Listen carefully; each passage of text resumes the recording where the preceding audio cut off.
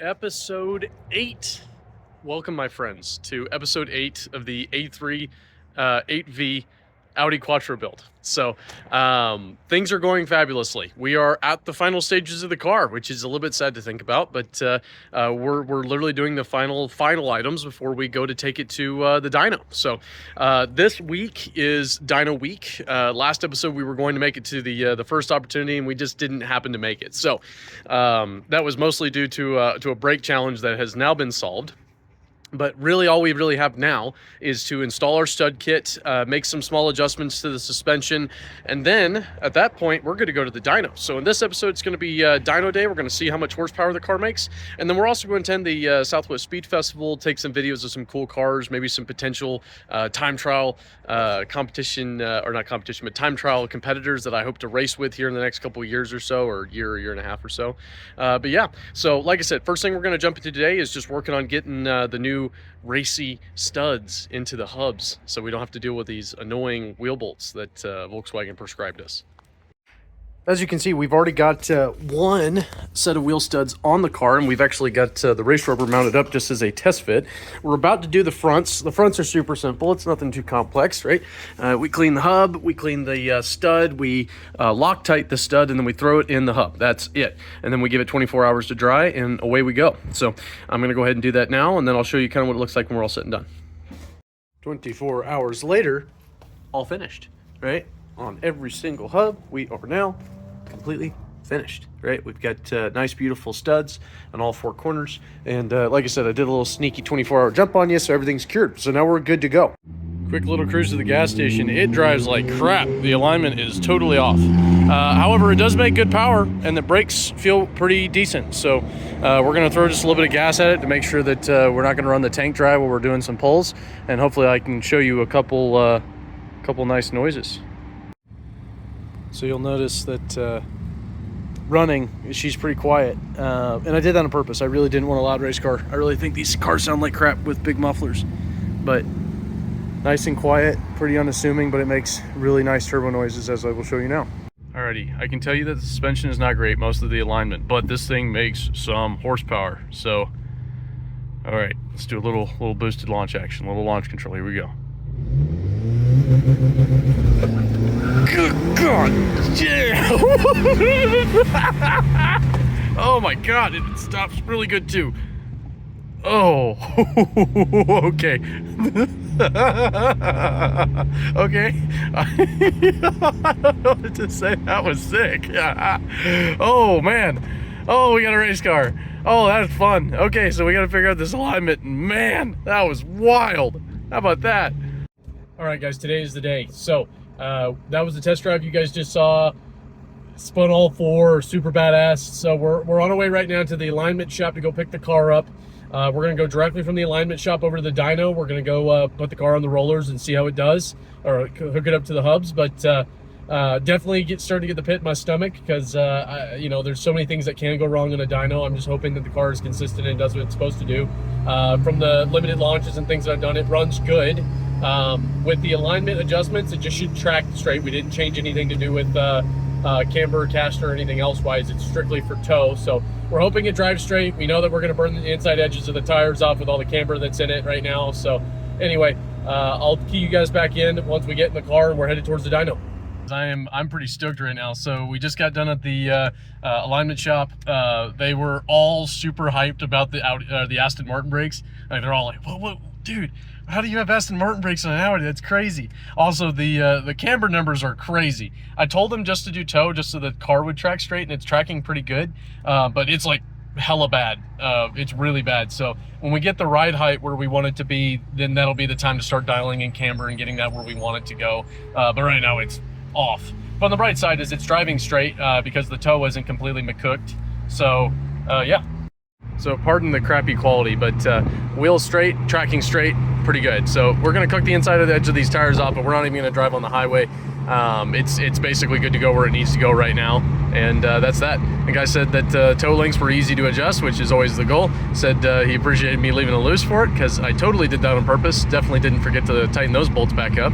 But yeah, So life is good in this hood right now. We're just rolling over to the dyno. Got a little bit of butterflies coming out of my chest, but I'm sure they'll come back once we get closer. It feels so good to be driving this car. Cruising 45 miles an hour. It's smooth, it's pretty straight. We got the windshield, we got the sunroof open. I'm excited to go hopefully lay down a semi-baller number at this dyno. If it's not heroic, that's fine. My goal, I want to make at least 250. 250 to 270 is the number I'd be really happy with. I think it should make more than that. We'll see. But I guess it'll come down to the day, right? It's about 76 degrees outside, so our density altitude is going to be pretty normal. We're not going to be seeing any kind of crazy hero air, which is going to be good because it'll give us a realistic amount of horsepower for the air quality that we have here. The car stock at the crank made 220. Now, you got to remember, it's all-wheel drive. We are going to be dynoing it in two-wheel mode, so we're only going to spin the front two tires. We're going to disable the haul decks. So that means that we should have a higher number than what we would see through a all-wheel drive dyno. But like I said, I really want to beat. I know for a fact we're going to beat the 220. There's no doubt in my mind about that. It feels faster than 220 right now. Like I said, praying for 250, 270. That's what I'm hoping for. So here we go.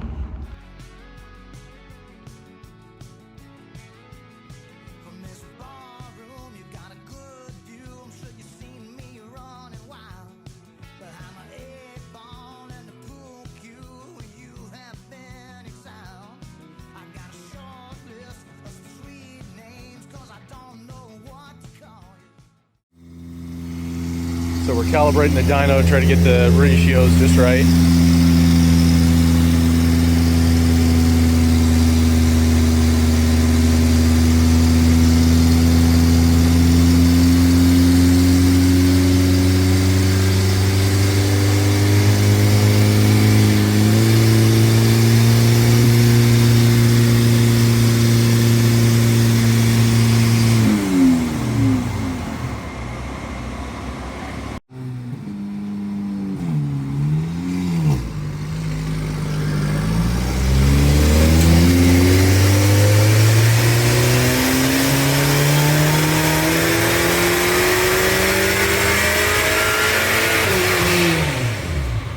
Woo!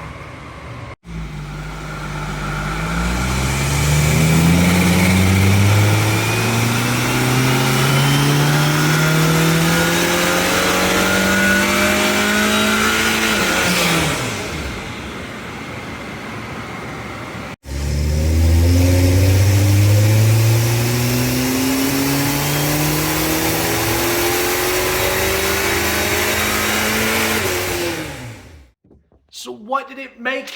I hear everyone yelling from the comments section. What did the car make? Okay, so I'm gonna overlay it on the screen here so you guys can see it. We made 3 poles, right? With a max horsepower of 244.17 horsepower, making 322 foot-pounds of torque. So our torque number, awesome, really good, right? Horsepower number,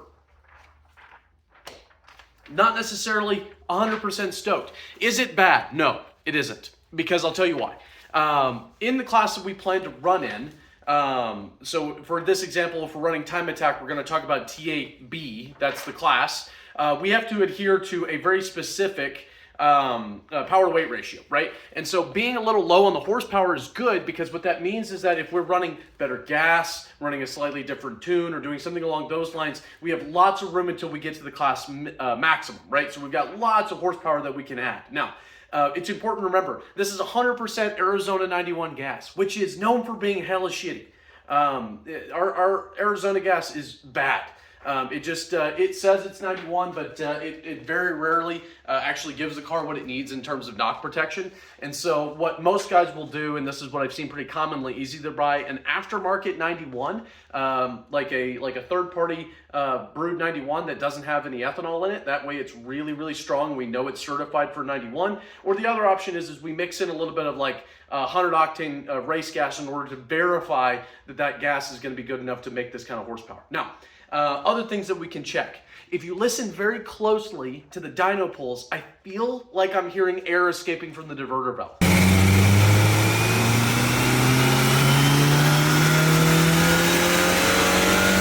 This is a common failure for the EA888 engine, right? So that diverter valve is what's sending all that air out of the turbo and into the intercooler, right? If we have a leak there, then we're just losing free horsepower, right? That's just boost that's going back to the atmosphere. The good news is we have a diverter valve sitting on the shelf. We've actually got a really nice CTS one with a nice billet spring and the whole 9 yards. That's not going to hurt us at all for any kind of classing. So what we're going to do is we're going to go ahead and swap that that CTS diverter valve in just to eliminate a variable, right? I think this is a really good place to start. There's lots of things we can do to continue to add horsepower to the car, especially because we're going to talk about classing here in a second. I'll probably do it as the next clip or something along those lines. So it'll be a little bit something like this.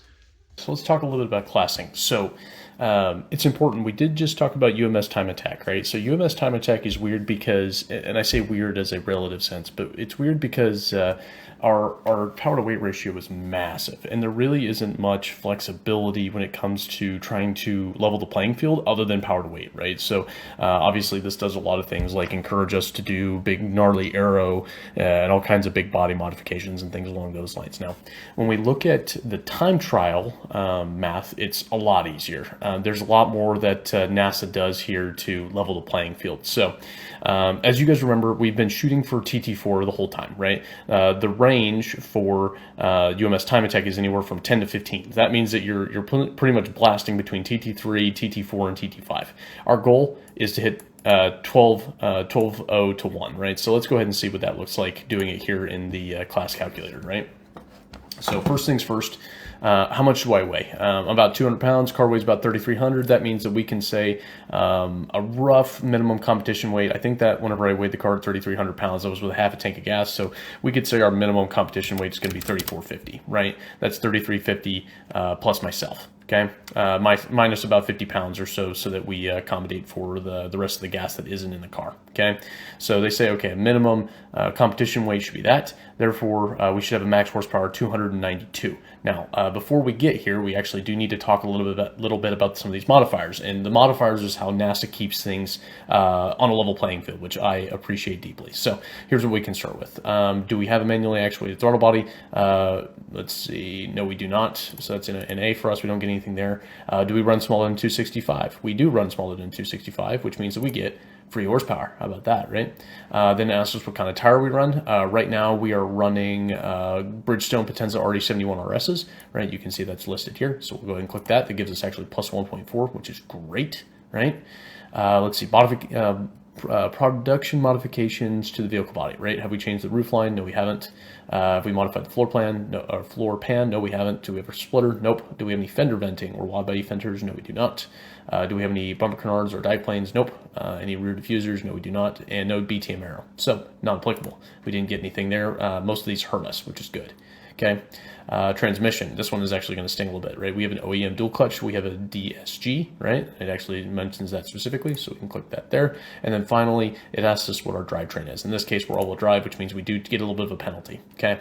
So now looking upwards with a 3450 class or 3450 car weight, we are allowed to have 320 horsepower, 319.44 horsepower, right? So that is our maximum we're allowed to achieve.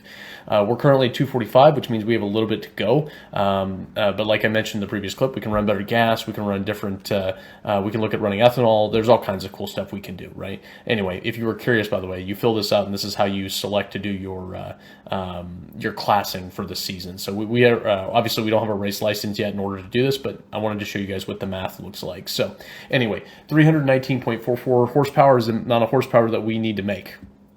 If we look at the time attack classing, we're allowed to make 320 to stay in TT4. In order to stay in TAB, we need to stay between below 350 horsepower, right? So it sounds like we've got some horsepower coming in our future, which is definitely not a bad thing. Either some horsepower or actually horsepower is coming. How will we get there is going to be the fun part.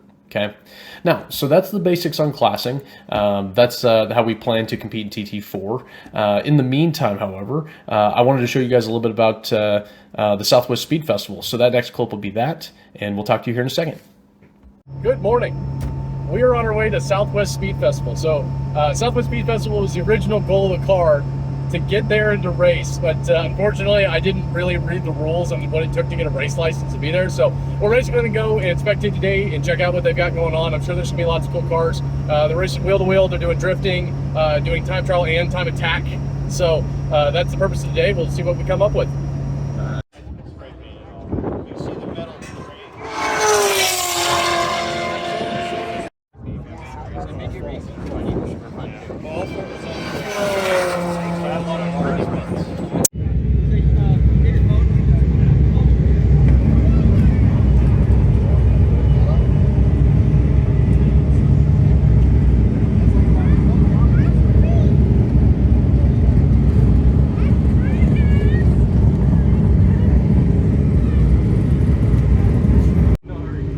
So, wow, look at the reinforcement on the strut towers. That's super impressive.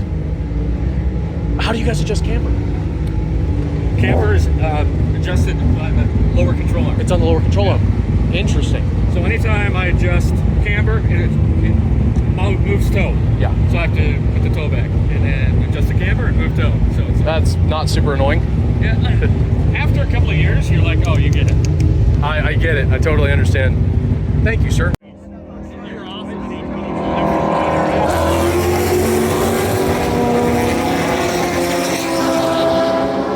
First place, Trans Am. Second place, Corvette. There goes our RS3. White flag is out for the Camaro. That means the rest of the cars are on second to last lap. Audi is still leading over the Honda, but it's still a really close race. Here comes the Camaro, the Corvette, 1 and 2, really tight right here at the end. There's your race. All right, now we get to keep an eye on our TCR. Come on, RS3. Right, RS3 to the line. Checkered flag, third place, let's go. Here's some TT Unlimited cars. Woo! There you go. Yeah, Tony. Woo! Let's go. GT3 RS action. Like, there's some really high competitors in here, a lot of methanol burning cars, stuff like that. Let's have a look.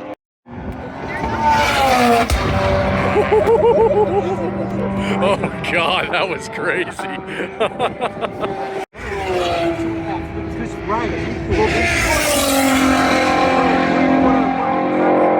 Evo was fast.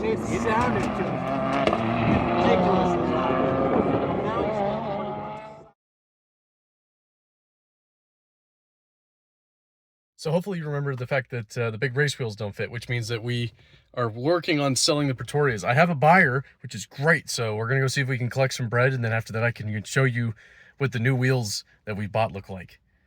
We made a clean $800 off the Pretorias, so I'm a pretty happy camper. And happy campers get to buy new speeds, and I'm gonna show you what these things look like. I have to admit, I am kind of cheap when it comes to pretty much anything. So like I buy used literally everything, right? These are the first time that I've ever bought a semi-new wheel, and I was even able to buy it kind of used. So these were owned by a friend of mine, a guy I used to be in a car club with, and he literally put them on the car for a day, decided that he liked them but wanted them in a different color, and then boom, they came to me. So let's see what these look like on the car. God dang. How about that? New Speed RSE 122s, 18 by 9. They weigh in at a whopping 18 pounds. These things weigh like nothing. It is easily the nicest wheel I've ever owned. And look how nice they fit. The back spacing is impeccable. They clear the coilover. They clear the brakes. They look beautiful. So the goal with these is going to be getting these mounted and balanced. We're going to have to do that again, unfortunately, because the actually here, that's over there. The race wheels that we mounted and balanced, obviously, we talked about the Honda Boy Fitment last time. That's not going to work, but look at how nice these fit. Boom. Not outside of the fender at all. It's just nothing but money, dude. Another reason why we got this wheel off is because we actually need to adjust the rear suspension. You guys saw the monster truck ride height. I just measured it. I actually got it. I got it 2 inches taller than stock ride height. by kind of throwing this adjuster way out of nowhere. So anyway, we're going to pull this wheel, mock-up wheel off, and then we're going to start messing with it so that we can kind of get to the right ride height settings that we're looking for on the car. Got everything measured. We actually almost nailed the fronts, which is great. That was exactly where I wanted to put those. So the fronts are going to stay where they are. I'm not going to change the ride height on that one. We do need to move one of the external reservoir mounting points so that we can clear the wheel. I noticed that when I mocked up the front that it wasn't quite perfect, so we got to move that a little bit. But elsewise, we're going to tune the rear, put the rear sway bar back on because I had left it disconnected so we could do the basic alignment. I'm going to go ahead and reconnect it so that we can kind of get keyed in, and then from there I think we should be good to go. Quick update. So I have done a gajillion adjustments on this rear suspension. We finally got the ride height where we needed to be. However, I'm looking at my calibration. I'm looking at my alignment numbers, and I need to adjust camber on all four corners. Long story short, I didn't get it to a performance shot to let them do this, and now I'm stuck, a couple nights before Chuckwalla trying to get this thing done. So I tried using a little meter on my phone, no consistency at all. So the plan is I'm going to roll over to Home Depot and go pick up a digital angle finder, and we're going to see if we can dial in some semblance of consistency when it comes to camber. So here we go. All right, we're on the hunt. Aisle 6, electrical. This is where they're going to hide it. I have good feelings. Looking for SC4, maybe up here. Nope, breakers. Let's see. All right, I will keep you updated as I find it. We in business. All right, so this onto the car. That's money. How about that? Not bad. Not bad at all. So 1.8 there. Check this out. Check this out. Check this out. 1 second. Gotta hide the rest of it. Boom. 1.8. Check it out. Obviously, that's all going to change. So literally discount that number. But looks like we have an at-home way to do camber now, which is bitching. If you were curious on how much fun it is to get the shocks within droop and sag, and to set the new ride height, and to get the sway bars put back together, and to retighten everything, and also adjust the rear camber and do that all at once, it's a huge pain in the ass, which is why I originally planned to pay somebody for this. But we're done now. The car is on its own legs. And better yet, it actually doesn't look like a monster truck. So we've actually got pretty decent fitment now. So obviously it'll be a lot easier to see this whenever we get the car out into the sunlight and all that other fun stuff. But right now it's time to adjust the front camber, and hopefully this should be much easier. We shall see. So the fronts are done. The car's on the ground, and it's ready to go back to the alignment shop to actually double check the numbers. So we pulled some camber out of the front. We're going to see what the measurement ends up being. That way we kind of have an understanding of where we're supposed to be. The rears, like I said, I'm feeling pretty confident about those. I think that's about that. Car's looking good. So we'll get it to the alignment shop tomorrow, see what numbers it comes up with on the actual rack, and then go from there. Alrighty, we got the alignment shop. This thing looks sick. Now, without the monster truck ride height, that is what I'm talking about. Little Taco Bell cup up on the roof action. That is tight. We'll see where it settles. It might be a little too low, but right now I'm just high on stoke because it looks super sweet. What do you guys think? Anyway, it's a late night. It's about 1 o'clock in the morning. I gotta get to bed because I got work tomorrow. So we'll see what this thing aligns out to tomorrow and go from there. With the car aligned, this has been a long episode. You guys have seen the dyno, you have seen Southwest Speed Festival, you've seen new wheels and all kinds of fun stuff. But I do have to save some stuff for next episode, which is going to be Chuckwalla. So if you want to see this piece of white trash get on a racetrack and actually drive around in circles, that's next episode. We're going to film that not as a build episode, but as a kind of adventure, track day, track time type of deal, right? So we'll film about kind of getting everything put together, getting the truck all loaded, road tripping out to Chuckwalla, and then getting there, getting off the trailer, and hopefully performing and seeing if this thing breaks or not. Anyway, if you want to see this thing go around the track, like, follow, subscribe. Make sure that you are following along for the next episode. As always, this has been the Low Altitude Motorsports YouTube channel. We appreciate you watching. Like I said, if you want to see a previous episode or you want to check out the channel, it's right there to here, right? Feel free to have a look. Of course, leave comments if you want to leave them. I always enjoy reading them. And we'll see you next time. Thanks.